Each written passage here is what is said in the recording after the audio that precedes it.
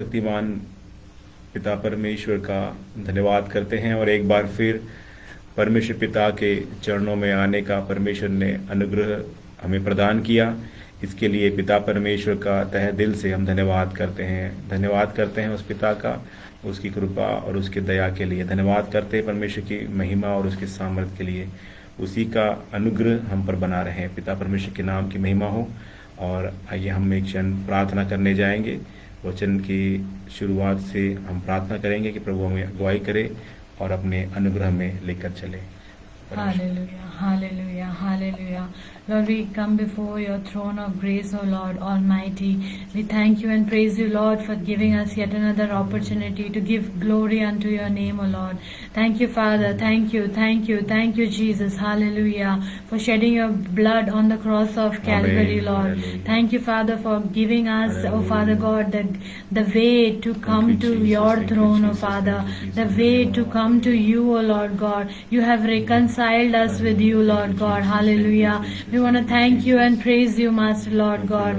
Lord Jesus, you take complete control on this study that we are doing, O Lord. Lord, for you are the eternal God. You are the Alpha and Omega. Thank you, You are the Jesus. Almighty Father. Amen. Hallelujah. You are the Hallelujah. first and the last. Thank you, Hallelujah. Jesus. Hallelujah. Lord, you are the author of our salvation. Glory to Hallelujah. God. Glory to Lord, God. you Glory to are God. the author of our faith, O Lord. Praise You the are the Lord. perfecter of Hallelujah. our Thank faith, you, O Lord Jesus. God. Thank you, Lord Jesus. Jesus, you lead us and guide us, Hallelujah. Father Glory Lord, to God. so that, Glory Father to God. God, we are, oh God, Hallelujah. prepared, Glory to so that God. we Glory can to prepare God. Glory to ourselves God. for your Hallelujah. coming, Master Lord God. सर्वशक्तिमान Let none परमेश्वर of का us, धन्यवाद। hallelujah, let none of us, oh God, Hallelujah. Glory be to God. behind, Glory to left God. behind, Glory oh to God, God. Glory to but God. help each one of us, Thank oh you, Lord, Jesus. to Thank reach you, unto Jesus. your Thank glory, you, oh Father Jesus. Lord Thank you, God. Jesus. Lord, Thank you, prepare us, Jesus. prepare us, prepare us. Hallelujah. Hallelujah, Lord. Hallelujah. You take Hallelujah. complete control over the सर्वशक्तिमान study. You परमेश्वर take का complete धन्यवाद control over धन्यवाद all those who धन्यवाद are धन्यवाद listening, oh Father धन्यवाद God. धन्यवाद You take धन्यवाद complete धन्यवाद control over all, oh Father Lord God, who are hearing the word today, Master. Hallelujah. Lord, you take complete control over every soul, oh Father God, who are first time hearing your name, oh Lord God. Lord Jesus, you turn their hearts, oh Lord God. Let them know, hallelujah, that you are the living Savior. Hallelujah. There is no other God in heaven and earth, oh Father God, beside you. Father, you are the Alpha, hallelujah. You are the beginning, hallelujah. And you are the end, oh Lord God. Lord Jesus, we come before you, Father. Lord, you take complete control over this study, oh Father. Lord, let your name alone be glorified, oh God. Let your name alone be praised. Hallelujah, hallelujah, hallelujah. Thank you, thank you, thank you, thank you, thank you, Jesus. Hallelujah, hallelujah. Lord, you anoint your servant, oh Lord God, hallelujah. And Lord, you take complete control, hallelujah, so that every word, oh Father God, let it proceed out from your mouth, oh Lord God, hallelujah. Let none of us be exalted, but your name alone be exalted in our midst, oh God. Lord Jesus, you take complete control of everything, oh Father. Lord, you take complete control of this medium, oh Father God. We can give it into your hand, oh Father. Lord Jesus, all those who are hearing first time your name, oh Father God, all those who are, hallelujah, being in believing you, oh Father God, for many years without knowing, oh Lord, the true salvation, without knowing, oh Father God, where they are heading. Lord, let every eyes be open today in the name of Jesus, hallelujah. Lord God, let your name alone be glorified.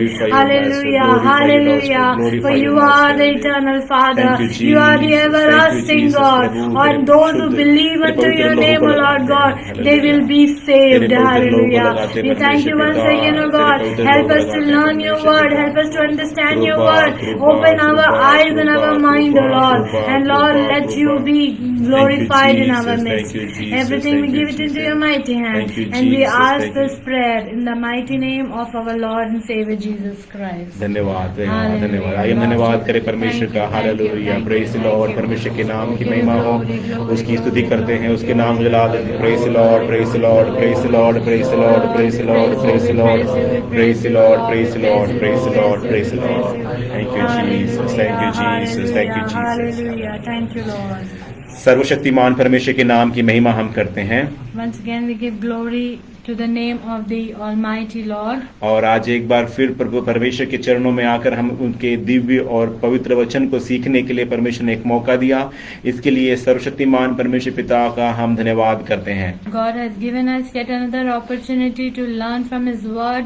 That's why we want to give all glory and honor to the Almighty Father. त्रिएक परमेश्वर के विषय में मुख्य भाग प्रभु यीशु मसीह जो सनातन परमेश्वर है उसको सीखने के लिए प्रभु ने हमें अनुग्रह और कृपा किया। इसके लिए हम पिता का तहे दिल से धन्यवाद करते हैं। We want to thank God for giving us the grace and another opportunity to learn from the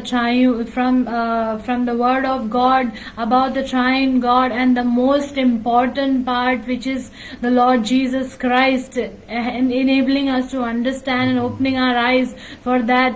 We want to give glory for the name of the Prabhu Lord. यीशु मसीह था, है और वही बहुत जल्द आने वाला है। Lord Jesus Christ is the one who was, who is, and who is to come. और उस यीशु मसीह के कलवरी क्रूस पे मारे जाने, गाड़े जाने और जी उठने के महत्व को आज हम समझने की कोशिश कर रहे हैं। Today we are going to understand the reason for his death on the cross, for his burial and his resurrection. और उसके मृत्यु से हमें क्या मिलता है, क्या मिला है, उस बात को समझने के लिए आज हम लोग इस विषय को सीख रहे हैं। And what have we obtained from the death on the cross of Calvary of Jesus Christ? We are going to understand. पिछले दिनों में हम जो सीखे हैं उसका हम सारांश थोड़ा से देखेंगे। Let us summarize to what we have learned in the previous. पहले भाग में हमने देखा प्रभु यीशु मसीह पूर्व विद्यमान मसीह है, उसके विषय में देखा है। Firstly, we learned about the pre-existence of Christ. पूर्व अस्तित्व और उसका पूर्व विद्यमान मसीह जो अनंतकालीन परमेश्वर है, उस विषय को हमने सीखा। उसमें First we learned about the pre-existence of the Lord Jesus Christ and the pre-incarnation of the Lord Jesus Christ. दूसरे भाग में हमने देखा कि वो देह धारण के पहले यीशु मसीह का जो कार्य है सृष्टि के निर्माण में कैसा है वो हमने देखा। We learned in the second part about the Lord Jesus Christ's activity as creator. और उसके सृष्टिकर्ता के रूप में उसने क्या कार्य किए हैं और उसके देह धारण के पूर्व रूप को हमने देखा। And we also learned about the pre-incarnate appearances of Jesus Christ. और हमने तीसरे भाग में हमने देखा कि वो वचन किस प्रकार देहधारी हुआ है। In the third part we understood about the message of the incarnation of Christ और to वचन the word, और इसके विषय में वचन क्या सिखाता है। and what does Bible teaches us. और चौथे भाग में हमने देखा, जो पिछले हफ्ते में चौथा भाग था, उसमें देखा कि यीशु मसीह के पृथ्वी पर आना और कलवरी क्रूस पर मारे जाने के क्या कारण थे। And in the fourth part we learnt about the reason for the death of Jesus Christ on the cross of Calvary and the reason why he has come. पहला on कारण this हमने world. देखा था कि उसकी क्रूस की मृत्यु के द्वारा हम परमेश्वर के वंश बन जाते हैं। The first reason that we learnt was to become the family of Jesus Christ. दूसरा बात हमने देखा था कि परमेश्वर के क्रोध को सहने के लिए प्रभु यीशु मसीह कलवरी क्रूस पर मारा गया। Jesus Christ died on the cross to bear the wrath of God. स्वर्गीय पिता परमेश्वर को उसकी योजना को पूरी करके उसे खुश करने के लिए प्रभु यीशु मसीह कलवरी क्रूस पर मारा गया। Jesus Christ died on the cross to please his heavenly Father. सिद्ध और आज्ञाकारी बनने के लिए प्रभु यीशु मसीह क्रूस पर मारा गया। Jesus Christ died on the cross to learn obedient and be perfected. और पांचवी बात है, मृतकों में से अपना पुनरुत्थान को प्राप्त करने के लिए प्रभु यीशु मसीह क्रूस पर मारा गया। Jesus Christ died on the cross to attain his own resurrection from the dead. और वो बहुत जल्द हमें भी मृत्यु की अवस्था से और हमें भी अपना पुनरुत्थान देने के लिए वो आने वाला है। And he is going to come soon to give us also resurrection. और पापियों के लिए परमेश्वर की असीम प्रेम के खजाने को और अनुग्रह के धन को प्रकट करने के लिए वो आया। Jesus Christ came to reveal the riches of his grace and God's infinite love for sinners. मसीह ने हमारे लिए अपना अगापे प्रेम को प्रकट करने के लिए वो कलवरी क्रूस पर मारा गया। Jesus Christ was died on the cross to show his agape love for us. 8वीं बात है हमारे विरोध को, जो हमारे विरोध में जो विधियों के लेख लिखे हुए थे उसको मिटा दिया। And eighth point is that Jesus Christ died on the cross to cancel the legal demands which was against us. अनेकों के लिए छुटकारे की कीमत बनने के लिए प्रभु यीशु मसीह क्रूस पर मारा गया। Jesus Christ died on the cross to become ransom for many. हमारे पापों की क्षमा के लिए प्रभु यीशु मसीह कलवरी क्रूस पर मारा गया। Jesus Christ died on the cross for the forgiveness of our sins. हमारे धार्मिकता के लिए आधार प्रदान करने के लिए वो मारा गया। Jesus Christ died on the cross to provide the basis of our justification. पिता की आज्ञा को पूरा करके हमें धर्मी ठहराने के लिए कलवरी क्रूस पर वो मारा गया। Jesus Christ died on the cross to complete the obedience that becomes our righteousness. इन 12 बातों को हमने सीखा था पिछले हफ्ते में। These 12 things we pondered upon last week. हम 13वें भाग में 13वें पॉइंट के हम इसमें आगे जा रहे हैं। And we are going to go to the further point. हमारे 13th ऊपर point. के दंड और पाप को दूर करने के लिए Jesus Christ came to take away our condemnation. वो हमारे लिए क्रूस पर पापी बनकर, श्रापित बनकर क्रूस पर मारा गया। Jesus Christ suffered and died on the cross to take away our punishment, and he was condemned. ताकि हमारे ऊपर का दंड और श्राप से हम मुक्त हो जाएं। So that we are free from the punishment and the curses which was upon जो us. परमेश्वर ने हमारे लिए किया है वो अद्भुत है मेरे अजीजों। What God has done for us is amazing, my beloved. Romeo 8:1 कहता है, अतः जो मसीह यीशु में है उन पर दंड की आज्ञा नहीं। And Romans chapter 8 1 verse says, "There is therefore now no condemnation to those who are in Jesus Christ." जो प्रभु यीशु मसीह ने अपने ऊपर कलवरी क्रूस पर अपने ऊपर जो दंड ले लिया, जो दुख ले लिया, जो श्राप अपने ऊपर ले लिया, जो पाप अपने ऊपर ले लिया, तो प्रभु यीशु मसीह ने हमें पापों से मुक्त कर दिया, श्रापों से मुक्त कर दिया, दंड से हमें मुक्त कर दिया और परमेश्वर के क्रोध से हमें मुक्त कर दिया।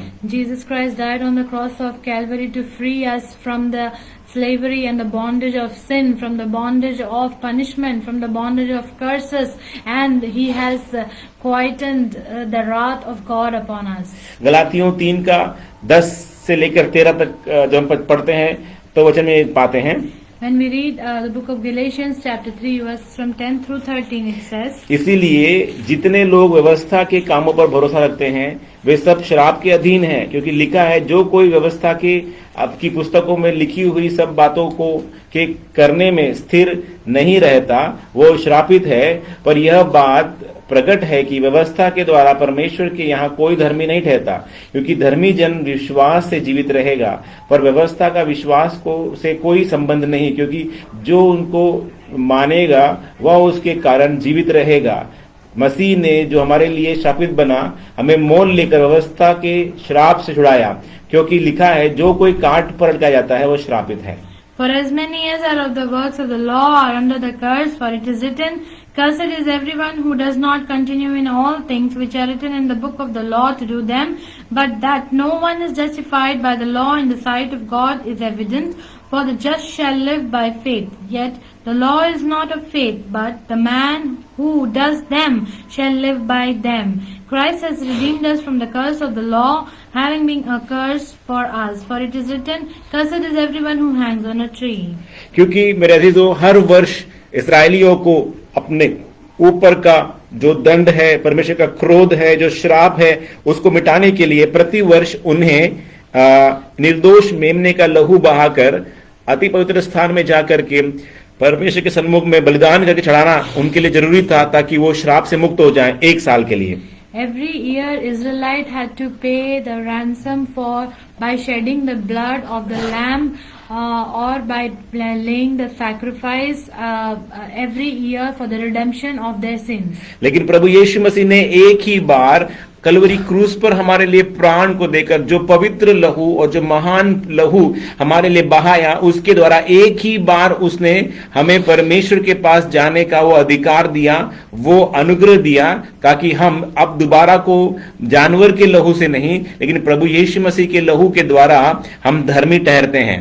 Jesus Christ died on the cross of Calvary. He shed his own blood for us, so that once for all he becomes he makes a way for us to go to God, and he has made us free from the curses, from the sins, and from all the bondages. जिस प्रकार महायाजक अपने हाथ को उस मेमने के ऊपर रख करके सारे पापों को उसके ऊपर प्रकट करता था, उसी प्रकार प्रभु यीशु मसीह ने जगत के सारे पापों को अपने ऊपर लिया और लेकर के सभी पापों को उसने कलवरी क्रूस पर पूरा किया, जिसे आज हम विश्वास करते हैं तो हम उन पापों और श्रापों से मुक्त हो जाते हैं। how high priests used to lay their hand on the animal before the sacrifice to lay all their sins, all the sins of the Gentiles and of the Israelites on the animal before the sacrifice. Similarly, Jesus Christ has borne all the sins of the mankind upon him, and he was sacrificed on the cross. इसीलिए व्यवस्था के द्वारा धर्मी ठहराया जाना असंभव सी बात हुई। इसीलिए प्रभु यीशु मसीह, परमेश्वर ने अपनी योजना के अनुसार प्रभु यीशु मसीह, उसके इकलौते पुत्र प्रभु यीशु मसीह को भेजकर ऐसा एक सिद्ध बलिदान हमारे लिए उपस्थित किया ताकि जो कोई उस पर विश्वास करे वो नाश न हो परंतु अनंत जीवन प्राप्त करे। That's why Jesus Christ died on the cross, so that all of us who believe upon him can be saved. For by the law we cannot be justified. हमारे पापों को अपने ऊपर ले लिया और हमारे लिए श्रापित बन गया। He took all the sin upon him and he became cursed. इसलिए लिखा है जो कोई काट पटका जाता है वो श्रापित है। That's why it is written, cursed is everyone who hangs on a tree. 14th बात है, 14वीं बात है, And the 14th point Yeshu is, मसीह क्यों हमारे लिए क्रूस पर मारा गया? why did Jesus die for us हमें on the cross? विश्वास में लाने के लिए और हमें विश्वास योग्य बनाए रखने के लिए, To bring us to faith and to make us or remain us faithful until the end. हमें विश्वास में बनाए रखने के लिए, To make us faithful. हमें विश्वास में लाने के लिए, To make us, to bring us to faith. सिर्फ विश्वास में लाना ही काफी नहीं, लेकिन विश्वास योग्य बनाना भी प्रभु यीशु मसीह ने बनाने के लिए भी प्रभु यीशु मसीह ने हमारे लिए क्रूस पर अपनी जान को दिया। Jesus Christ not only died for us to bring us to faith, but also to make us faithful. He died on the cross. और वो विश्वास योग्य बना रहा अपनी वाचा को हमारे साथ बांधे हुए। And he became faithful by fulfilling the covenant with us. यिर्मयाह 31 का 31 से लेकर 34 तक हम जब पढ़ते हैं तो यहाँ देखते हैं, When we read the prophetical book of Jeremiah, chapter 31, verse 31 through 34. फिर यहोवा की यह भी वाणी है, सुन ऐसे दिन आने वाले हैं जब मैं इजराइल और यहूदा के घराने में नई वाचा बांधूंगा, वह उस वाचा के समान न होगी जो मैंने उसके पुरखाओं से उस समय बांधी थी जब मैं उनका हाथ पकड़कर उन्हें मिस्र देश से निकाल लाया, क्योंकि यद्यपि मैं उनका पति था तो अभी उन्होंने मेरी वाचा तोड़ डाली, परंतु जो वाचा मैं उन दिनों के बाद इजराइल घराने से बांधूंगा वो यह है कि मैं अपनी व्यवस्था उनके मनों में समाऊंगा और उसके हृदय पर लिखूंगा और मैं उनका परमेश्वर ठहरूंगा और वो मेरी प्रजा ठहरेंगे। यहोवा की यही वाणी है। तब उन्होंने फिर एक दूसरे से यह न कहना पड़ेगा कि यहोवा को जानो, क्योंकि यहोवा की यह वाणी है, छोटे से लेकर बड़े तक सबके सब मेरा ज्ञान रखेंगे, क्योंकि मैं उनका अधर्म क्षमा करूंगा और उनका पाप फिर स्मरण न करूंगा। Behold, the days are coming, says the Lord, when I will make a covenant, new covenant with the house of Israel and with the house of Judah, not according to the covenant that I have made with their fathers in the day that I took them by the hand to lead them out of the land of Egypt, my covenant which they broke, though I was a husband to them, says the Lord. But this is the covenant that I will make with the house of Israel after those days, saying the Lord, I will put my law in their minds and write it on their hearts, and I will be their God, and they shall be my people. No more shall every man teach his neighbor and every man his brother, saying, Know the Lord, for they all shall know me, from the least of them to the greatest of them, says the Lord, for I will forgive their iniquity and sin I will remember no more. परमेश्वर के नाम की महिमा हो। Praise be to the holy name of इस the वचन Lord. के अनुसार हम देखते हैं कि परमेश्वर कहता है मैं एक नई वाचा बांधूंगा और ये वाचा उनके हृदय में समाऊंगा और हृदय में लिखूंगा और मैं उनका परमेश्वर ठहरूंगा और वो मेरी प्रजा ठहरेंगे। And as per this word, Lord says here that I will make a new covenant with the house of Israel. I will put my law in their minds and write it on their hearts, and I will be their God, and they shall be my people. उसने अपना लहू को बहाकर हमारे साथ एक नई वाचा की है। By shedding his blood on the cross, he has made and established a new covenant with us. यीशु ने कहा कि ये कटोरा मेरे लहू में नई वाचा है। Jesus said, this cup will be a new covenant. ये कटोरा मेरे लहू में नई वाचा है, जब भी तुम इसमें से पियो मेरे स्मरण के लिए यही किया करो। This cup is my पहला new कुरिन्थियों 11 covenant, अध्याय and उसका 25 वचन में लिखा है। do this in remembrance of me. पहला कुरिन्थियों 11 का 26। 1 Corinthians chapter 11 verse 26. क्योंकि जब भी तुम यह कटोरे से खाते 25 में लिखा है, इसी रीति से उसने बियारी की कटोरा भी लिया और कहा यह कटोरा मेरे लहू में नई वाचा है। जब कभी भी तुम मेरे स्मरण के लिए पियो तो मेरे स्मरण के लिए यही किया करो। verse 25 says, "In the same manner he also took the cup after supper, saying, This cup is the new covenant in my blood. This do as often as you drink it in remembrance of me." उसने हमें विश्वास में लाने के लिए अपना लहू बहाया, Jesus Christ shed his blood for us to bring us to faith. और जब हम विश्वास में आ जाते हैं तो उसने अपना आत्मा हमें दे करके हमें विश्वास योग्य बनाया। And once we come into the faith, Jesus has given his spirit for us so that we become faithful. ताकि हम अंत तक निर्दोष बने रहें। So that till the end we become blameless. पहला कुरिन्थियों पहला अध्याय उसका 8 और 9 कहता है, 1 Corinthians chapter 1 verse 8 and 9 says, वह तुम्हें अंत तक दृढ़ भी करेगा कि तुम हमारे प्रभु यीशु मसीह के दिन में निर्दोष ठहरो। परमेश्वर सच्चा है जिसने तुमको अपने पुत्र हमारे प्रभु यीशु मसीह की संगति में बुलाया है। who will also confirm you to the end, that you may be blameless in the day of our Lord Jesus Christ.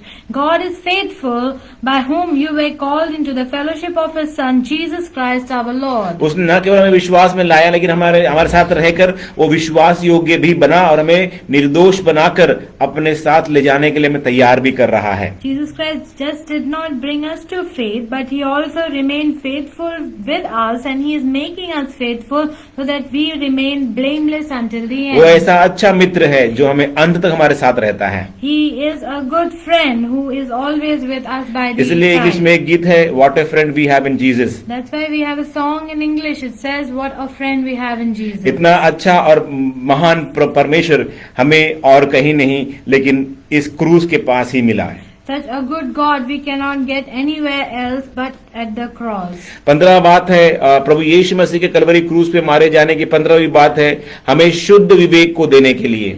And the 15th point that we learn by the death of Jesus Christ on the cross is that he has died on the cross for us to give us a pure conscience. परमेश्वर के वचन के अनुसार हमारी आत्मा के 3 भाग हैं। As per the word of God, our spirit has 3 parts: विवेक, अंतर्ज्ञान और संगति, conscience, willpower, and fellowship. Intuition. Intuition and fellowship.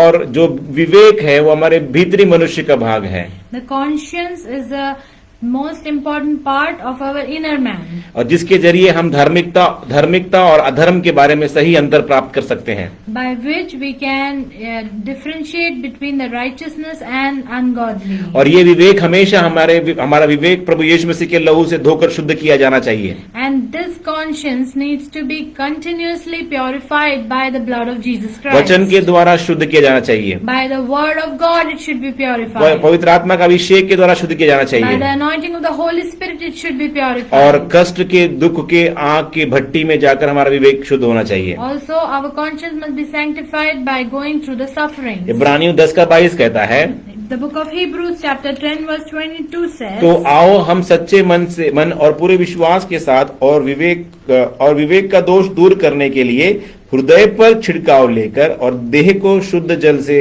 धुलवाकर परमेश्वर के समीप जाएं।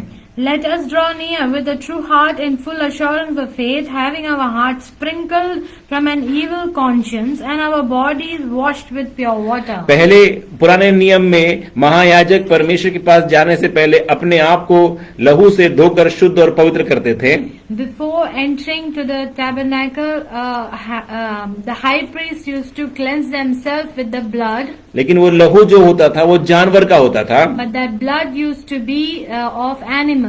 लेकिन आज प्रभु यीशु मसीह ने, जो परमेश्वर का इकलौता पुत्र है, जो मेमना है, जो लहू उसने बहाया है, उस लहू के छिड़काव को अपने ऊपर लेकर हम सीधा सर्वशक्तिमान परमेश्वर के सन्मुख में खड़े हो सकते हैं। But today the blood which Jesus Christ has shed on the cross is by Jesus Christ himself, and with his blood and the sprinkling of his blood we can stand before the Lord. उसका लहू ही हमें शुद्ध और पवित्र करता है। Only his blood can purify us. हमारे विवेक को शुद्ध करने वाला उसका लहू ही है। The conscience can be made perfect and holy only by the blood of Jesus. वचन और पवित्र आत्मा का अभिषेक से ही हमारा हृदय शुद्ध होता है। Through the word of God and through the anointing of the Holy Spirit alone we can be sanctified. पहला यूहन्ना पहला अध्याय उसका 5 से लेकर 10 तक जब हम पढ़ते हैं, 1 John chapter 1 verse 5 through 10 says, जो समाचार हमने उनसे सुना और तुम्हें सुनाते हैं वह यह है कि परमेश्वर ज्योति है और उनमें कुछ भी अंधकार नहीं। यदि हम कहें कि उसके साथ हमारी सहभागिता है तो फिर अंधकार में चलें तो हम झूठे हैं और सत्य पर नहीं चलते। पर यदि जैसा वह ज्योति में है वैसे ही हम भी ज्योति में चलें तो एक दूसरे से सहभागिता रखते हैं और उसके पुत्र प्रभु यीशु मसीह का लहू हमें सब पापों से शुद्ध करता है। यदि हम कहें कि हम में कुछ भी पाप नहीं तो अपने आप को धोखा देते हैं और हम में सत्य नहीं। यदि हम अपने पापों को मान ले तो वह हमारे पापों को क्षमा करने और हमें सब अधर्म से शुद्ध करने में विश्वास योग्य और धर्मी है। यदि हम कहें कि हमने पाप नहीं किया तो उसे झूठा ठहराते हैं और हम उसका वचन हम में नहीं है। This is the message which we have heard from him and declare to you that God is light and in him is no darkness at all. If we say that we have fellowship with him and walk in darkness, we lie and do not practice the truth. But if we walk in the light as he is in the light, we have fellowship with one another, and the blood of Jesus Christ, his son, cleanses us from all sin. If we say that we have no sin, we deceive ourselves and the truth is not in us. If we confess our sins, he is faithful and just to forgive us our sins and to cleanse us from all unrighteousness. If we say that we have not sinned, we may make him a liar and his word is not in us. जब हम परमेश्वर प्रभु यीशु मसीह के साथ सहभागिता रखते हैं तो हमारा विवेक एकदम पवित्र और शुद्ध रहना है। When we make fellowship with the Lord Jesus Christ, at that time our conscience must be pure. हर समय हर वक्त हमारा विवेक परमेश्वर के सन्मुख में और मनुष्य के सन्मुख में हमेशा शुद्ध और पवित्र रहना है। At all times our conscience must be cleansed and purified in front of the Lord Jesus Christ and in front of men. क्योंकि हम नित्य परमेश्वर की ज्योति में चल रहे हैं। For we are walking in the light all the time. और कई बार हमारे जीवन में इस प्रकार से गंदगी आ जाती है जिससे हम अशुद्ध हो जाते हैं। There are many times in which the filthiness comes in our life. हमारा विवेक अशुद्ध हो जाता है। And our conscience be उस defiled. समय प्रभु यीशु मसीह के पवित्र लहू को लेकर के हम उन अशुद्ध विवेक के ऊपर जय प्राप्त करते हुए हम आगे बढ़ सकते हैं। At that time we must take the blood of Jesus Christ and it helps us to cleanse us our conscience. इसीलिए प्रेरितों के काम में यूहन्ना कहता है, That's why in the book of Acts John says, प्रेरितों के काम 24वां अध्याय 16 में यूहन्ना पौलुस कहता है, in Acts chapter 24 verse 16 Paul says, इसमें आप भी यत्न करता हूं कि परमेश्वर की और मनुष्य की और मेरा विवेक सदा निर्दोष रहे। And herein do I exercise myself to have always a conscience void of offense toward God and toward men. मनुष्य की और परमेश्वर की ओर मेरा विवेक सदा निर्दोष रहे। To have always a conscience void of offense toward God and toward men. इसके लिए मैं यत्न करता हूँ And I exercise myself for this, ताकि परमेश्वर के सन्मुख में किसी प्रकार से दोषी न ठहरूं। so that I don't become I don't be blamed in front of the Lord. सारे पूरे बाइबल के वचन का निचोड़ यही है, पुराने नियम का नए नियम का निचोड़ यही है कि हमारा विवेक हमेशा शुद्ध और पवित्र रहे। The brief of the Old and the New Testament is that our conscience must be pure and परमेश्वर के void नाम of की महिमा। offense. Praise be to the holy name of the Lord. पहला तिमुथियुस पहला अध्याय उसका 5 वचन में पौलुस कहता है, 1 Timothy chapter 1 verse 5 Paul says, आज्ञा का सारांश यह है कि शुद्ध मन से और अच्छे विवेक और कपट रहित विश्वास से प्रेम उत्पन्न हो। Now the end of the commandment is charity out of a pure heart and of a good conscience and of faith unfeigned. हमारा मन शुद्ध रहे, Our heart should be pure. हमारा विवेक शुद्ध रहे Our conscience should be pure. और हमारे भीतर कपट रहित विश्वास हो। And our faith must be unfeigned. इसी प्रकार से हमें आत्मिक जीवन जीना है। Such way we must live our Romeo spiritual 12 का 1 और 2 में कहता है, life. Romans chapter 12 verse 1 and 2 says, इसीलिए हे भाइयों, मैं तुमसे परमेश्वर की दया स्मरण दिलाकर विनती करता हूँ कि अपने शरीर को जीवित पवित्र और परमेश्वर को भावता हुआ बलिदान में चढ़ाओ, यही तुम्हारी सच्ची आत्मिक सेवा है। इस संसार के सदृश न बनो, तुम्हारे मन के नए हो जाने से भी तुम्हारा चाल चलन बदलता जाए, जिससे तुम परमेश्वर की भली और भावती और सिद्ध इच्छा को अनुभव से मालूम करते रहो। I beseech you therefore, brethren, by the mercies of God, that you present your bodies as a living sacrifice, holy, acceptable to God, which is your reasonable service. And do not be conformed to this world, but be transformed by the renewing of your mind, that you may prove what is good and acceptable and perfect will of God. नित्य हमारा विवेक शुद्ध रहना है तो हमारा शरीर और पवित्र जीवित, पवित्र और परमेश्वर को भावता हुआ बलिदान करके चढ़ाने की अवस्था में रहना है। If our conscience must be pure all the time, then we must present our bodies as a living sacrifice, holy and acceptable to God. और हमारा चाल चलन नित्य बदलता जाना चाहिए, And our life must be transformed, ताकि परमेश्वर की भली और भावती सिद्ध इच्छा को हम अनुभव से मालूम करते रहें। so that we can understand the good and acceptable and perfect will of God. 16 जो बात है प्रभु यीशु मसीह के कलवरी क्रूज पे मारे जाने की, The 16th point of the reason for Jesus Christ dying on the cross हमें is पवित्र, निष्कलंक और सिद्ध बनाने के लिए। to make us holy, blameless and perfect. पहला कुरिन्थियों 1:30 कहता है, 1 Corinthians chapter 1 verse 30 says, परंतु उसी की ओर से तुम मसीह यीशु में हो, जो परमेश्वर की ओर से तुम्हारे लिए ज्ञान ठहरा, अर्थात धर्म और पवित्रता और छुटकारा। But of him you are in Christ Jesus, who became for us wisdom from God and righteousness and sanctification and redemption. इब्रानियों 12:14 कहता है, Hebrews chapter 12 verse 14 says, सबसे मेल मिलाप रखो और उस पवित्रता के खोजी हो जिसके बिना कोई प्रभु को कदापि न देखेगा। pursue peace with all people and holiness, without which no one will see the Lord. यीशु ने अपने लहू के द्वारा, अपने वचन के द्वारा और पवित्र आत्मा के अभिषेक के द्वारा हमें पवित्र किया है। Lord Jesus Christ has cleansed us by shedding his blood, by giving his word and by the anointing of the Holy Spirit. परमेश्वर के नाम की महिमा हो। Praise be to the holy name और of the हमें Lord. पवित्र करके छोड़ा ही नहीं, लेकिन हमें एक पवित्र स्थान यानी उसका मंदिर बनाया, उसका निवास स्थान बनाया है। He has not just made us holy, but he has made us his sanctuary. हमें चाहिए कि हम उसे किसी भी रीति से उस पवित्र स्थान को अपवित्र न करें। And we should never make this holy sanctuary a defiled one. पहला कुरिन्थियों 3:16-17 में प्रभु का वचन कहता है, 1 Corinthians chapter 3 verse 16 and 17 says, क्या तुम नहीं जानते कि तुम परमेश्वर का मंदिर हो और परमेश्वर का आत्मा तुम में वास करता है? यदि कोई परमेश्वर के मंदिर को नष्ट करेगा तो परमेश्वर उसे भी नष्ट करेगा, क्योंकि परमेश्वर का मंदिर पवित्र है और वो तुम हो।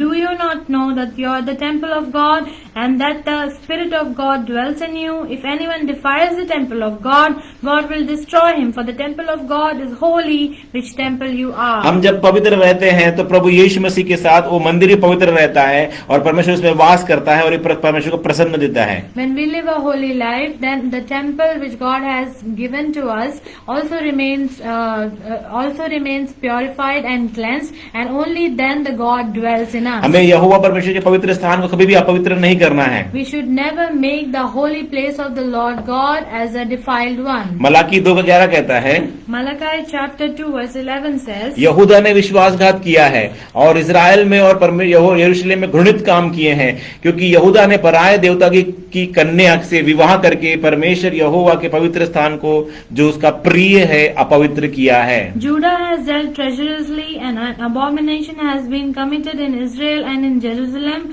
for Judah has profaned the Lord's holy institution which he loves. He has married the daughter of a foreign god. इसी प्रकार मेरे अजीजों, यहाँ पर लिखा है कि यहोवा के पवित्र स्थान को, जो उसका प्रिय स्थान है, उसे अपवित्र ना करें। As it is written that we should never make the holy sanctuary of the Lord unholy. उसने अपने लहू को देकर हमें खरीद लिया और हमें मंदिर बनाया और हमें पवित्र बनाया, ताकि उसमें वो वास करे। For Jesus Christ has shed his own blood on the cross of Calvary, so that he can pay the ransom, he can make it holy, and he can make it blameless. इसीलिए मेरे अजीजों, जब उसने लहू से हमें खरीद लिया है तो ये शरीर हमारा नहीं है। For he has purchased us with his own blood, so this body is not our own. पहला कुरिन्थियों 6:19-20 में लिखा है, 1 Corinthians chapter 6 verse 19 and 20 क्या says, तुम नहीं जानते कि तुम्हारा देह पवित्र आत्मा का मंदिर है, जो तुम्हें बसा हुआ है और तुम्हें परमेश्वर की ओर से मिला है, और तुम अपने नहीं हो, क्योंकि दाम देकर मोल लिए गए हो, क्योंकि अपनी देह के द्वारा परमेश्वर की महिमा करो। Or do you not know that your body is the temple of the Holy Spirit who is in you, whom you have from God, and you are not your own, for you were bought at a price.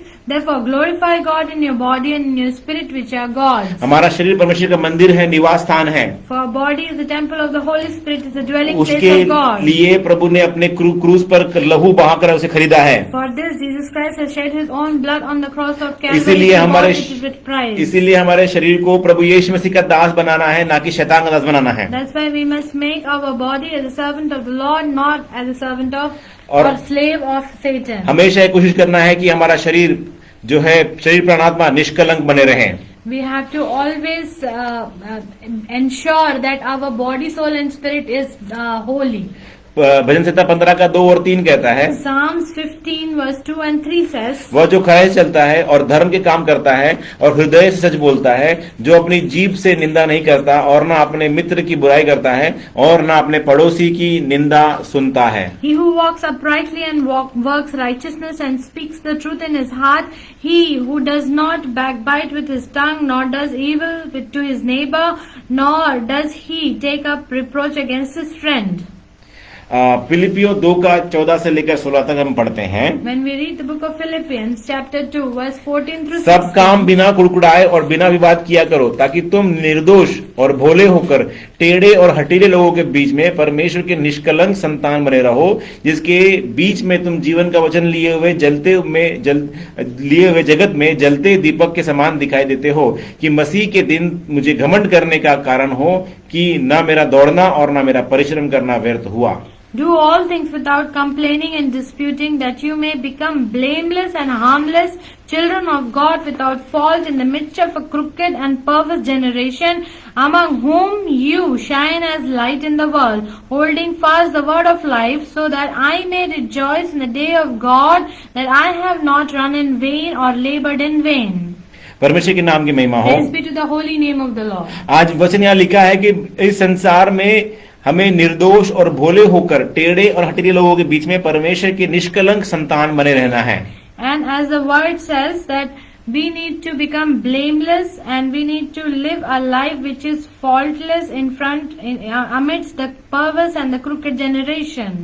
परमेश्वर के नाम की महिमा हो। Praise be to the holy name of the पवित्र Lord. आत्मा से यह संभव है By the Holy Spirit this is कि possible. पवित्र आत्मा हमें इसी प्रकार के निष्कलंक बनाए रखता है। For only the Holy Spirit can make us blameless. पवित्र आत्मा ही हमें मदद करेगा कि हमारा शरीर जो है मंदिर बनकर रहे, Only Holy Spirit can help us so that our body can remain as temple. और ये मंदिर जो है परमेश्वर की सेवा के लिए इस्तेमाल किया जाए, And this temple can be used for serving the Lord. और ये शरीर के द्वारा परमेश्वर की महिमा प्राप्त हो। And through this body we can receive the glory of the Lord. पवित्रता हमें पवित्र बनाने के लिए और हमें निष्कलंक बनाने के लिए और हमें सिद्ध बनाने के लिए प्रभु यीशु मसीह आया। Lord Jesus Christ came to make us holy, to make us blameless, and to make us perfect. कुलुसियों 1 अध्याय उसका 28 वचन में कहता है, Colossians chapter 1 verse 28 says, कुलुसियों 1 का 28, Colossians chapter 1 verse 28, जिसका प्रचार करके हम हर एक मनुष्य को चेतावनी देते हैं और सारे ज्ञान से हर एक मनुष्य को सिखाते हैं कि हम हर एक व्यक्ति को मसीह में सिद्ध करके उपस्थित करें। Him we preach, warning every man and teaching every man in all wisdom, that we may present every man perfect in Christ Jesus. प्रभु यीशु मसीह में हर एक मनुष्य को सिद्ध करके उपस्थित करना हमारा जिम्मेदारी है। It is our responsibility that we may present every man perfect in Jesus Christ. इसीलिए हम परमेश्वर पिता के साथ जब चलते समय एक बात को हमें ध्यान रखें, जिस प्रकार परमेश्वर ने हमें चुनकर अलग किया है, हम परमेश्वर के साथ नित्य हमेशा समर्पित होकर चलते रहें। That's why we must always remember why God has chosen us, what the payment that He has made for us. So we must always remain blameless. वो ये चाहता है कि हम उसके नित्य बने रहें। उसने हमें चुना है पवित्र कुमारी के समान और हमें अलग किया है। God wants us to be His own. So because He has made us like a holy and a chaste virgin. 2 कुरिन्थियों 11 का 2 कहता है, 2 Corinthians chapter 11 verse 2 says, क्योंकि मैं तुम्हारे विषय में ईश्वर धुन लगाए रहता हूँ, इसलिए कि मैंने एक ही पुरुष तुम्हारी बात लगाई है कि तुम्हें पवित्र कुमारी के समान मसीह को सौंप दूं। For I am zealous for you with godly zealousy, for I have betrothed you to one husband, that I may present you as a chaste virgin to Christ. परमेश्वर के नाम की महिमा हो। Praise be to the holy name of the Lord. अगला जो बात है, अगली जो कारण है, हमें आत्मिक और शारीरिक चंगाई देने के लिए The next प्रभु point, यीशु मसीह क्रूस पर मारा गया। the next point is that Jesus Christ died on the cross of Calvary for us to deliver us from spiritual and physical sickness. हमें आत्मिक और शारीरिक बंधनों से मुक्त करने के लिए प्रभु यीशु मसीह क्रूस पर मारा गया। To deliver us from all the spiritual and physical bondages, He died on the cross. उसने आत्मिक रीति में हमें बचाकर अपने साथ खड़ा किया है। By spiritually, He died for us and He made us he freed us. और उसी प्रकार बहुत जल्द वो बादल पर आने वाला है हमें शारीरिक रीति में भी हमें आजाद करने के लिए। And also to deliver us physically, Jesus Christ will come on the clouds soon, so that we will be delivered physically. पहला कुरिन्थियों 15 का 53 से लेकर 54 तक पढ़ेंगे। 1 Corinthians chapter 15, 53 to 54 says, क्योंकि अवश्य है कि नाशवान देह अविनाशी को पहन ले और मरणहार देह अमरता को पहन ले, और जब वो नाशवान अविनाशी को पहन लेगा और यह मरणहार अमरता को पहन लेगा, तब वो वचन लिखा है जो पूरा होगा, मृत्यु ने जय को निगल लिया। For this corruptible must put on incorruption, and this mortal must put on immortality. So when this corruptible has put on incorruption and this mortal has put on immortality, then shall be brought to pass the saying that is written, death is swallowed up in victory. हमारे इस शरीर में रहते समय मेरे अजीजों, हम कई प्रकार की शारीरिक कमजोरियां, दुख और कष्ट से होकर जाते हैं। While we are living in this physical body, we may go through many trials and sufferings. क्योंकि मत्ती 7वां अध्याय उसका 13 और 14 में प्रभु ने कहा है, For in the word of God in Matthew chapter 7 verse 13 and 14, Jesus Christ सकेत says, फाटक से प्रवेश करो, क्योंकि चौड़ा है वो फाटक और सरल है वो मार्ग जो विनाश को पहुंचाता है, और बहुत से हैं जो उसके प्रवेश करते हैं। क्योंकि सकेत है वो फाटक और कठिन है वो मार्ग जो जीवन को पहुंचाता है, और थोड़े हैं जो उसे पाते हैं। Enter by the narrow gate, for wide is the gate and broad is the way that leads to destruction, and there are many who go in by it. Because narrow is the gate and difficult is the way which leads to life, and there are few who find it. हम जब तंग मार्ग चलते हैं तो हमारे शरीर के अंदर में कई प्रकार की निर्बलताएं आती है। When we walk through the narrow gate, then we may have many disabilities in our body. इसीलिए जैसे पौलुस भी 2 कुरिन्थियों उसका आखिर के अध्याय में, हम 12वां अध्याय में पढ़ते हैं, तो वहाँ पौलुस बताता है कि उसने किस प्रकार से शरीर की निर्बलताओं पर जय प्राप्त किया है। We can also read from the life of Paul in 2 Corinthians chapter 12 about the infirmities which Paul faced in his body and how he overcame. 12 का 8 से पढ़ेंगे। Chapter 12 verse 8 onwards. उसके विषय में मैंने प्रभु से 3 बार विनती की कि मुझसे ये दूर हो जाए, पर उसने मुझसे कहा, मेरा अनुग्रह तेरे लिए बहुत है, क्योंकि मेरी सामर्थ निर्बलता में सिद्ध होती है। इसलिए मैं बड़े आनंद से अपनी निर्बलताओं पर घमंड करूंगा, क्योंकि मसीह की सामर्थ मुझ पर छाया करती है। इस कारण मैं मसीह के लिए निर्बलताओं में और निंदाओं में और दरिद्रता में और उपद्रव में और संकटों में प्रसन्न हूँ, क्योंकि जब मैं निर्बल होता हूँ तब बलवंत होता हूँ। Verse 8 onwards, concerning this thing I pleaded with the Lord 3 times that it might depart from me.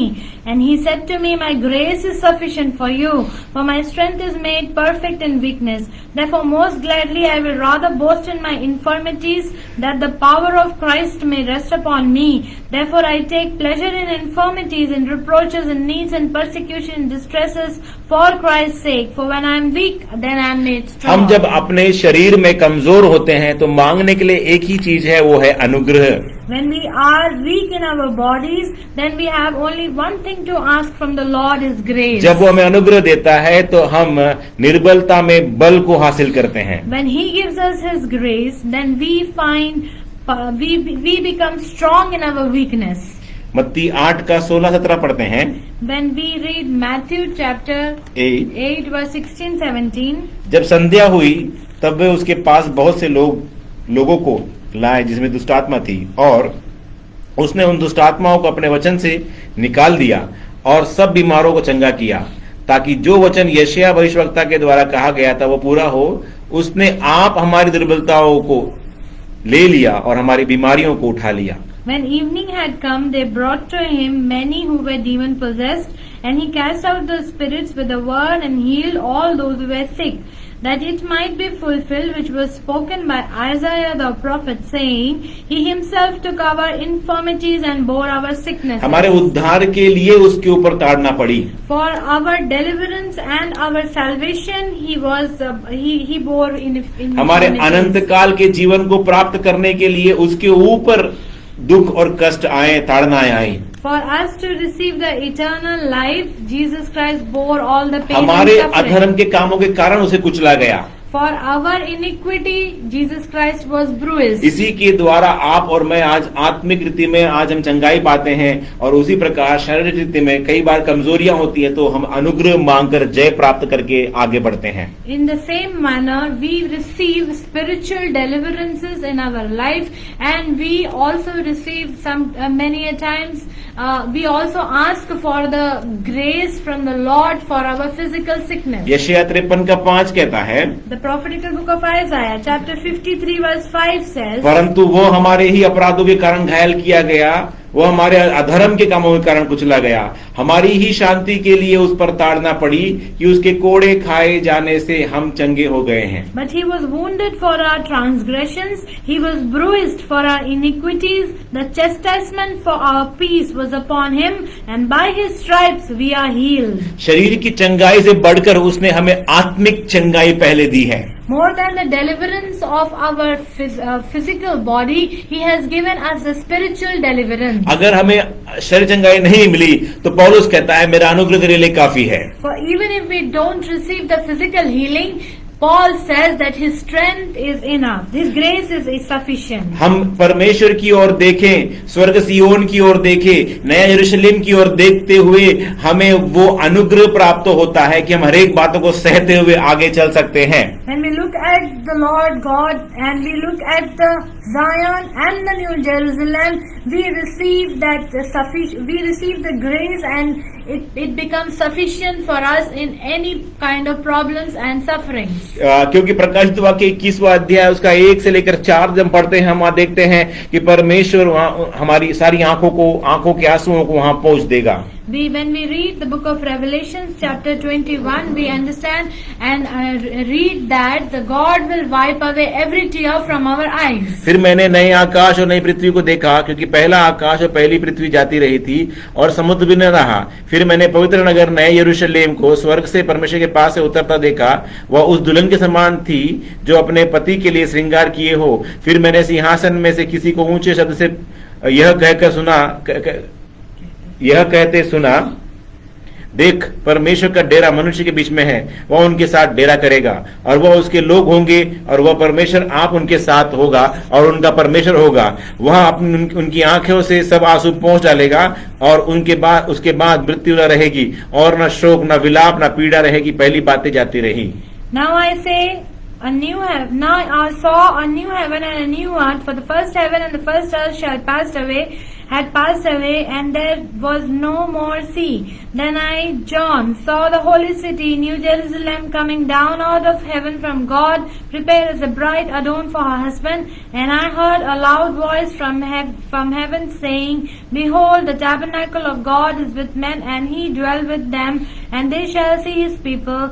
God himself will be with them and be their God, and God will wipe away every tear from their eyes. There shall be no more death, nor sorrow, nor crying. There shall be no more pain, for the former things have passed away. हमारे जीवन में जो भी आत्मिक और शारीरिक जो भी कष्ट है, वो सब कुछ स्वर्ग सियोन में पहुंचते ही सब कुछ खत्म हो जाएगा। Whatever the sufferings that we face in our physical and the spiritual life, this all will be fading away when we reach the heaven. लेकिन आज के लिए प्रभु यीशु मसीह के कलवरी क्रूस से बहते हुए लहू को लेकर मेरे अजीजों, अनुग्रह प्राप्त करते हुए हम शारीरिक और आत्मिक कष्ट के ऊपर हम जय प्राप्त कर सकते हैं। But today, in order to overcome all the physical and the spiritual sufferings in our life, we only can ask grace by receiving the precious blood of the Jesus Christ which was shed on the cross. 18वीं point जो है, प्रभु यीशु मसीह ने कलवरी क्रूस पर क्यों अपने प्राण को दिया, वो ये है 18th point of why Jesus gave his life on the cross for us. हमें वे सब कुछ प्राप्त करने के लिए जो हमारे लिए अच्छी है, To get us all good things that is for us. जो बातें हमारे लिए अच्छी हैं, भली है और भलाई के लिए हैं, वो बातें हमें देने के लिए। To give us all the good things that is set for us. Romeo 8:28 कहता है, हम जानते हैं कि जो लोग परमेश्वर से प्रेम रखते हैं उनके लिए सब बातें मिलकर भलाई ही को उत्पन्न करती हैं, अर्थात उन्हीं के लिए जो उसकी इच्छा के अनुसार बुलाए गए हैं। And Romans 8 verse 28 says, and we know that all things work together for good to those who love God and are called according to His purpose. हमें एक बात ध्यान रखें, जो भी कष्ट और दुख और मुसीबत हमारे जीवन में हो रहा है, लेकिन एक बात याद रखें, सबसे बड़ी आशीष हमारे जीवन में वही है कि हमारा नया जन्म हुआ है और वो परमेश्वर के घराने में हुआ है, खानदान में हुआ है. No matter what suffering we go through, we must understand one thing in our life, that one of the most important and the significant thing that has happened in our life through the death of Jesus Christ on the cross is that we are born in His family by the incorruptible seed. पहला पतरस पहला अध्याय उसका 23 वचन कहता है, 1 Peter chapter 1 verse 23 says, क्योंकि तुमने नाशवान नहीं पर अविनाशी बीज से परमेश्वर के जीवित और सदा ठहरने वाले वचन के द्वारा नया जन्म प्राप्त किया है. Having been born again not of corruptible seed but incorruptible through the word of God which lives and abides forever. सबसे बड़ा तोहफा हमारे जीवन में यही है कि प्रभु यीशु मसीह ने हमारे अंदर हमें नया जन्म दिया है. The greatest gift from the Lord Jesus Christ is that He has given us the new life. और हमें नया जन्म प्राप्त करते ही हम परमेश्वर के साथ सारी अच्छी वस्तुओं के लिए हम वारिस ठहरे हैं, लेकिन वो इस संसार के नहीं, लेकिन अनंत काल के जीवन के लिए है. And the moment we are born again with Lord Jesus Christ, we have received all the pleasures not of this world but of spiritual. ना 19वां बात जो प्रभु यीशु मसीह के क्रूस के ऊपर मारे जाने से हमारे लिए वो आशीष बनता है. The 19th point of why Jesus Christ died for us on the cross and become blessing for हमें us, परमेश्वर से मेल मिलाप कराने के लिए, in order to reconcile us to God. पिता के साथ हमारा मेल कराने के लिए प्रभु यीशु मसीह क्रूस पर मारा गया. Jesus Christ died on the cross to reconcile us with God. दूसरा कुरिन्थियों 5 का 18 और 19 कहता है, 2 Corinthians chapter 5 verse 18-19 says, ये सब बातें परमेश्वर की ओर से हैं, जिसने मसीह के द्वारा अपने साथ हमारा मेल करा दिया और मेल मिलाप की सेवा हमें सौंप दी है. अर्थात परमेश्वर ने मसीह में होकर अपने साथ संसार का मेल मिलाप कर लिया और उसके अपराधों का दोष उन पर नहीं लगाया गया और उसने मेल मिलाप का वचन हमें सौंप दिया है. Now all things are of God, who has reconciled us to Himself through Jesus Christ and has given us the ministry of reconciliation, that is, that God was in Christ reconciling the world to Himself, not imputing their trespasses to them, and has committed to us the word of reconciliation. हमें परमेश्वर प्रभु यीशु मसीह के क्रूस के लहू के बहाए जाने से परमेश्वर और हमारे बीच का भेद खत्म हो गया, वो अंतर खत्म हो गया. By shedding the blood on the cross, the gap which was between the God and us has been reconciled. जो आदम और हव्वा की वजह से जो अंतर बीच में आ गया था, वो यीशु मसीह के द्वारा वो अंतर खत्म हो गया. The gap and the differences that has come because of the disobedience of Adam and Eve was made full.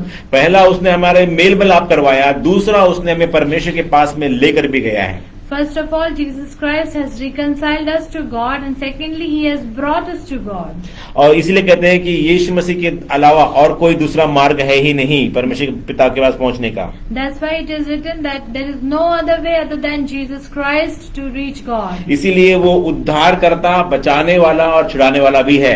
That's why He is the Savior, He is the Deliverer, and He is the only God. इसीलिए अगर आपका और हमारा mail मिलाप परमेश्वर के साथ में नहीं हुआ है तो यीशु मसीह को आज अपना उद्धार करता मान लीजिए.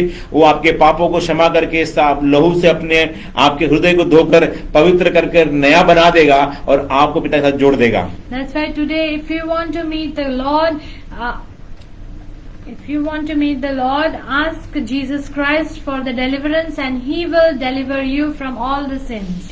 और वो हमें मेल मिलाप कराएगा पिता के साथ. And He will reconcile us to God. 20वां बात है प्रभु यीशु मसीह के कलवरी क्रूस पे मृत्यु का कारण क्या है. And 20th reason for Jesus Christ to die for us on the cross हमें is परमेश्वर के पास लाने के लिए, to take us to God. सारे भेद को, सारे बैर को नाश करके हमें पिता के साथ एक देह बनाने के लिए प्रभु यीशु मसीह क्रूस पर मारा गया.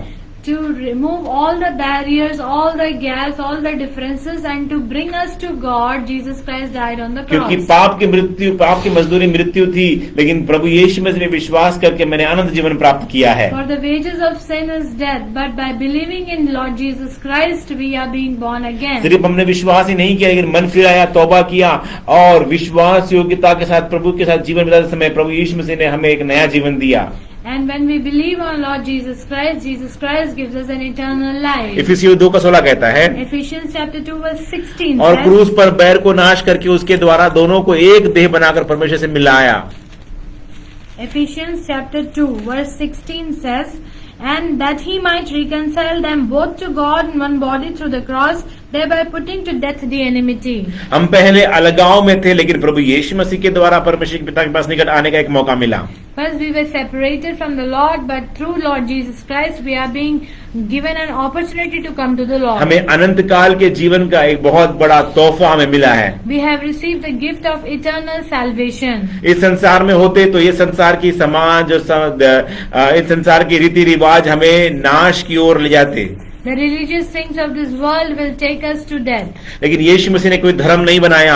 यीशु मसीह एक मार्ग है, सत्य है और जीवन है पिता के पास पहुंचने का। But Jesus Christ did not make any religion, but He is the only way, the truth and the life to reach God. 21वीं बात है, The 21th point is जो उस पर विश्वास करते हैं उन सबों को अनंत जीवन देने के लिए to give eternal life to all who believed on Him. Jesus Christ died on the विश्वास cross. करने वाले बचाए जाएंगे, Those who believe will be saved, उन्हें अनंत जीवन दिया जाएगा। and they will receive an eternal life. यूहन्ना 3:14-15 कहता है, John chapter 3 verse 14-15 says, और जिस रीति से मूसा ने जंगल में सांप को ऊंचे पर चढ़ाया, उसी रीति से वे अवश्य है कि मनुष्य का पुत्र भी ऊंचे पर चढ़ाया जाए, ताकि जो कोई उस पर विश्वास करे वो अनंत जीवन पाए। and as the Moses lifted up the serpent in the wilderness, even so must the Son of Man be lifted up, that whoever believes in Him should not perish but have everlasting life. प्रभु यीशु मसीह कलवरी क्रूस पर हमारे लिए ऊंचे पर चढ़ाया गया, Jesus Christ was lifted up on the cross, ताकि जो कोई विश्वास करे वो नाश ना हो परंतु अनंत जीवन प्राप्त करे। so that whoever believes in Him will not be perished but will have everlasting यूहन्ना life. 3:16 कहता है, John chapter 3 verse 16 says, 36 says, यूहन्ना 3:36 says, John chapter 3 verse 36 says, जो पुत्र पर विश्वास करता है अनंत जीवन उसका है, परंतु जो पुत्र की नहीं मानता वह जीवन को नहीं देखेगा, परंतु परमेश्वर का क्रोध उस पर रहता है। he who believes in the Son has everlasting life, and he who does not believe the Son shall not see life, but the wrath of God abides on him. 22वीं बात है यीशु मसीह के कलवरी क्रूस पर मारे जाने का। And the 22nd reason for Jesus Christ to die on the cross of Calvary, वर्तमान दुष्ट संसार से हमें छुड़ाने के लिए, to deliver us from the present evil age. जो इस संसार है वो हमारे पैरों में बेड़ियां बांधकर हमें गुलामी में फंसा के रखा हुआ है। This world has put the bondages on our legs, and He has made us slaves. प्रेरितों का काम 26वां अध्याय उसका 18 वचन कहता है, Acts chapter 26 verse 18 says, फिर तू उनकी आंखें खोले कि वे अंधकार से ज्योति की ओर और शैतान के अधिकार से परमेश्वर की ओर फिरे, कि पापों की क्षमा और उन लोगों के साथ जो मुझ पर विश्वास करने से पवित्र किए गए हैं मिरास में पाएं। to open their eyes in order to turn them from darkness to light and from the power of Satan to God, that they may receive forgiveness of sin and inheritance among those who are sanctified by faith in me. मेरे अजीजों, हम इस संसार में टेढ़े और हठीले लोगों के बीच में रहते हैं। My beloved, we live in this world in amidst the crooked and the perverse generation, जिनके अंदर परमेश्वर के प्रति विश्वास नहीं है, those who do not believe in the Lord. लेकिन हम उनके साथ रहते समय उनके समान ना हो जाएं। So when we are dwelling with them, we should not be like them. शैतान के अधिकार के अधीन में ना आए। We should not come under the authority of Satan. छुड़ाए गए हैं तो हमेशा छुड़ाए हुए रहना चाहिए। When we are delivered, we should always live like a delivered person. 2 थिस्सलुनीकियों 3:2 कहता है, 2 Thessalonians chapter 3 verse 2 says, और हम टेढ़े और दुष्ट मनुष्य के बीच में मनुष्य से बचे रहें, क्योंकि हर एक में विश्वास नहीं। and that we may be delivered from the unreasonable and wicked men, for not all have faith.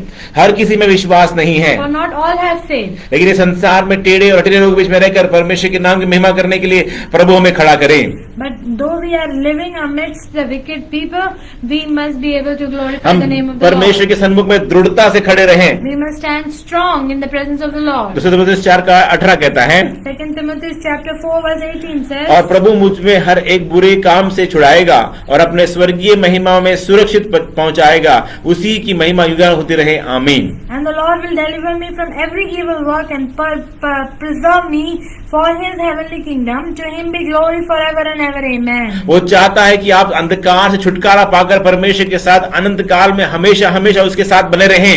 God wants us to be delivered from the kingdom of darkness to live with Him for eternity. Number 23वीं बात है जो प्रभु यीशु मसीह के कलवरी क्रूस से मारे जाने की, 23rd point of why Jesus died on the cross for us, ताकि हम उसी के हमेशा हमेशा के लिए बने रहें, so that we might belong to Him forever. उसी के लिए हम लोग हमेशा के लिए बने रहें। We might belong to Him alone.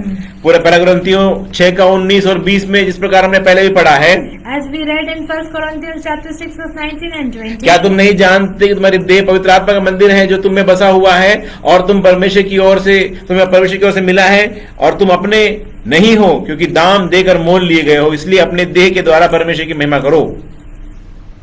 Or do you not know that the body, that your body is the temple of the Holy Spirit who is in you, whom you have from God, and you are not your own, for you were bought at a price. Therefore glorify God in your body and your spirit which are God. वहाँ परमेश्वर का वचन कहता है कि हमने प्रभु यीशु मसीह ने हमें दाम देकर मोल लिया है। Here it is, the word of God says that Jesus Christ has brought us at a price. परमेश्वर ने हमें ग्रहण किया है That God has received us, ताकि हम उसी के बने रहें। so that we become His own. 24वीं पॉइंट है, The 24th point says हमें अति पवित्र स्थान में दाखिल होने का अधिकार दिया है। that Jesus Christ died on the cross for us, so that He has given us an access to the holiest place. पहले मनुष्य जाति मिलाप बल तंबू के बाहर खड़े होकर पश्चाताप करती थी, Before, and Gentiles used to be outside the tabernacle and repent. लेकिन आज परमेश्वर ने हमें सीधा परमेश्वर के निकट जाके खड़े होने का अधिकार हमें दिया है, But today Jesus Christ has given us the authority to go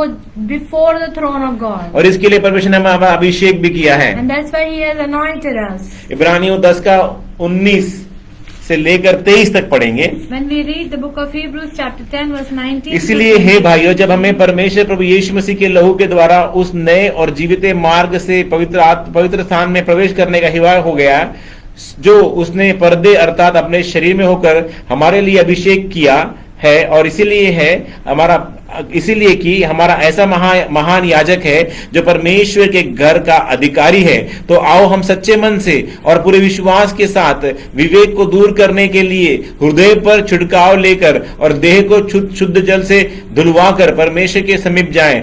आओ हम अपनी आशा के अंगीकार को दृढ़ता से थामे रहें, क्योंकि जिसने प्रतिज्ञा की है वो सच्चा है।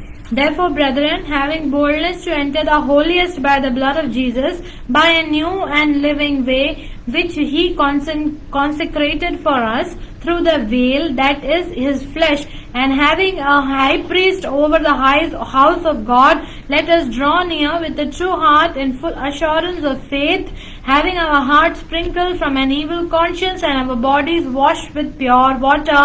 Let us hold fast the confession of our hope without wavering, for He who promised is faithful. हमें परमेश्वर ने एक निशाना दिया है, वो है स्वर्ग सियोन। Lord God has given us a sign which is Zion. हमें उस निशाने की ओर दौड़ते चले जाना है, It is a mark at which we must run. विश्वास के साथ And by faith, और अति पवित्र स्थान सियोन में पहुंचने के लिए परमेश्वर ने प्रभु यीशु मसीह ने अपने लहू को बहाया है, in order to reach the holiest place, Jesus Christ has shed His own blood. और उसके लहू के छिड़काव को अपने ऊपर लेकर निशाने की ओर दौड़ते रहना हमारा कर्तव्य है। And by taking the sprinkle of His blood on us, we can run in perseverance towards the mark that is set before us. इब्रानियों 6:16 से लेकर 20 तक हम पढ़ते हैं, इस बात की गवाही देता है।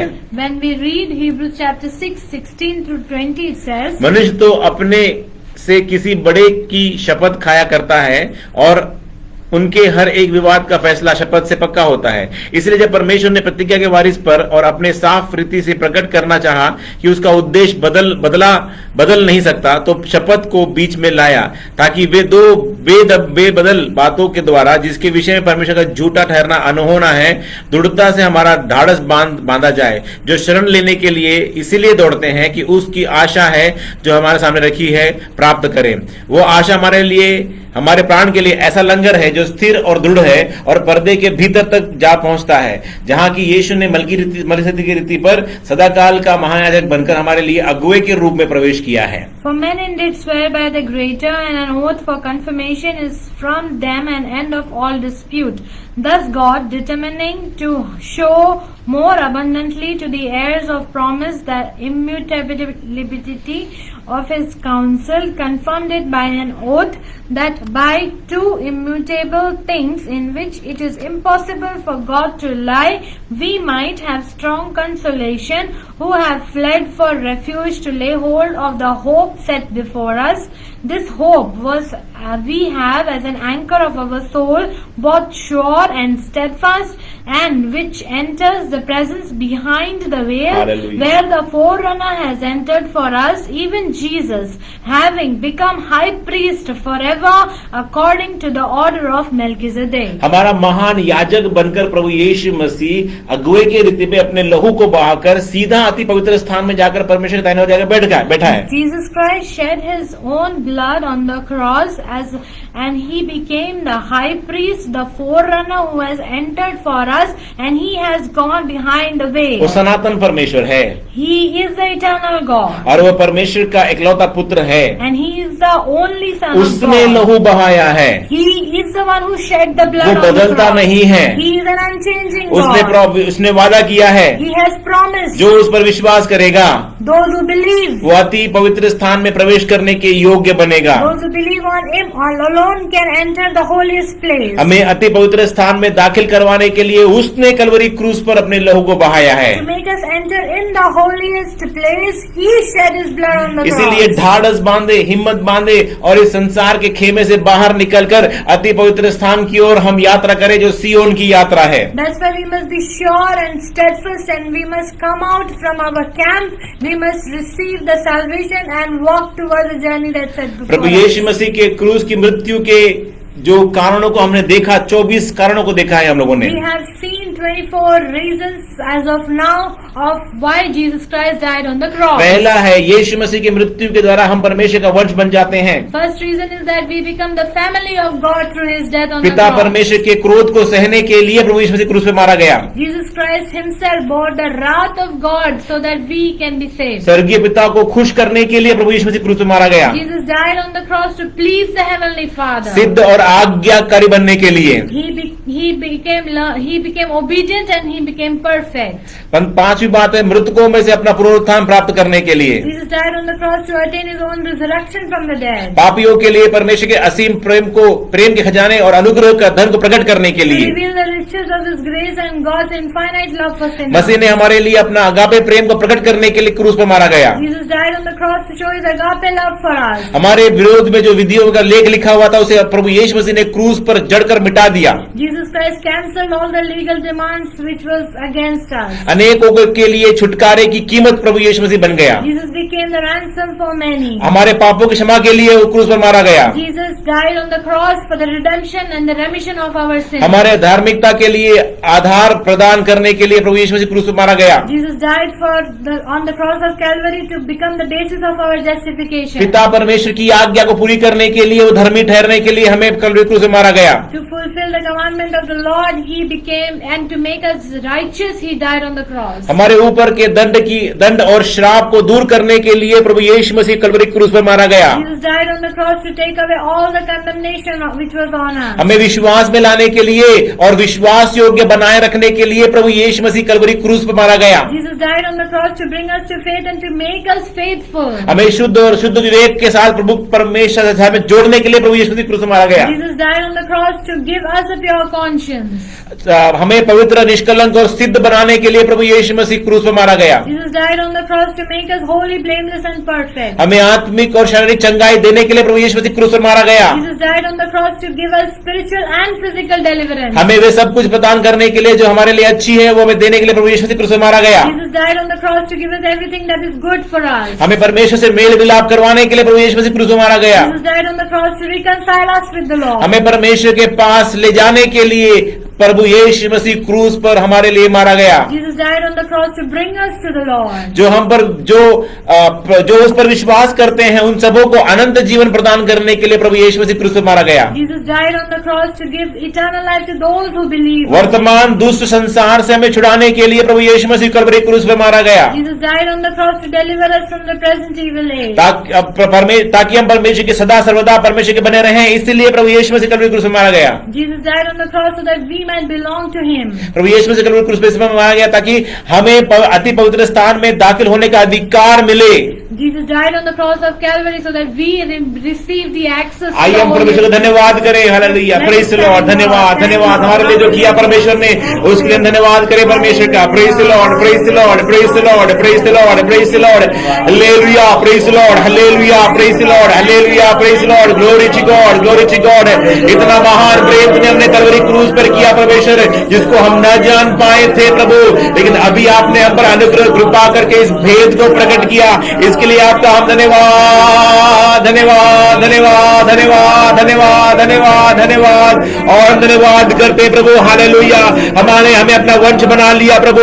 हालेलुया, परमेश्वर का क्रोध हमारे हटा दिया। हालेलुया, परमेश्वर की योजना को पूरा किया प्रभु। हालेलुया, आज्ञाकर्ता बन गया परमेश्वर। हालेलुया, ओ प्रेज लॉर्ड, मृतकों में से जी उठा, मारा गया, गाड़ा गया और जी उठा और हमारे लिए सब कुछ कलवरी क्रूस पर पूरा कर दिया। हम धन्यवाद करते हैं परमेश्वर पिताजी, आपने हम पर अनुग्रह कृपा किया, आपकी अगुवाई हमारे जीवन बनी रही, इसके लिए हम आपका धन्यवाद करते हैं। हम पर अनुग्रह किया, हम पर दया किया, हमें अपने लहू को छिड़ककर हमें योग्य बनाया, पवित्र आत्मा देकर हमें सिद्ध बनाया और वचन को भेजकर हमें अपना वंश बना दिया प्रभु। इसके लिए हम आपका धन्यवाद करते हैं पिता परमेश्वर। आपने जो एहसान और हम पर कृपा किया है वो अनगिनत है परमेश्वर पिताजी। लिया गिन नहीं सकते ऐसे अनगिनत एहसान आपने हमारे जीवन में किए प्रभु जी। लिया पिता, हम धन्यवाद करते हैं इस वचनों के द्वारा जिसके द्वारा आज आपने हमसे बातें की परमेश्वर पिताजी। लिया जितने भी नए भाई बहन लोग इन वचनों को सुनते हैं परमेश्वर, उनके हृदय में, उनके जीवनों में काम कर, ताकि परमेश्वर इन वचनों को सुनकर परमेश्वर वो तेरी ओर मुड़ने पाए, तुझे पहचानने पाए और यीशु मसीह ना सामर्थी नाम से लिया उनका उद्धार हो। हालेलुया, ना केवल सिर्फ लिया सुनकर विश्वास करे, लेकिन उस पर चलने वाले होने पाए पिता परमेश्वर। हम पर अनुग्रह कीजिएगा, हम पर कृपा कीजिए। इतने भी भाई बहनों ने सुना है, हम सबको हम आशीषित करते हैं हालेलुया, और हम धन्यवाद करते हैं, धन्यवाद करते हैं, धन्यवाद करते हैं। सारी प्रार्थना विनती हमारे उद्धार करता प्रभु यीशु मसीह के नाम से मांगते हैं, सुन और रहम से ग्रहण कर सकता। आमीन। और पिता का प्रेम, प्रभु यीशु मसीह का अनुग्रह और पवित्र आत्मा सहभागिता अब से लेकर जब तक खुदावंद यीशु मसीह दोबारा बादलों पर ना आ जाए तो हमेशा हमेशा होती रहे। आइए अपने हाथ में धन्यवाद दें परमेश्वर को। Hallelujah, hallelujah, hallelujah, hallelujah. धन्यवाद, धन्यवाद, धन्यवाद, धन्यवाद, धन्यवाद, धन्यवाद, धन्यवाद, धन्यवाद। हालेलुया, धन्यवाद, धन्यवाद, धन्यवाद। Praise the Lord, praise the Lord, praise the Lord, praise the Lord, praise the Lord. Thank you Jesus. धन्यवाद, धन्यवाद, धन्यवाद। जो कुछ भी हमारे लिए किया उसके लिए हम धन्यवाद करते हैं परमेश्वर पिता। कृपा किया, अनुग्रह किया, धन्यवाद, धन्यवाद, धन्यवाद। Thank you Jesus. हालेलुया। सबों को प्रभु यीशु मसीह के नाम में मसीह सलाम, जय मसीह की। Praise the Lord.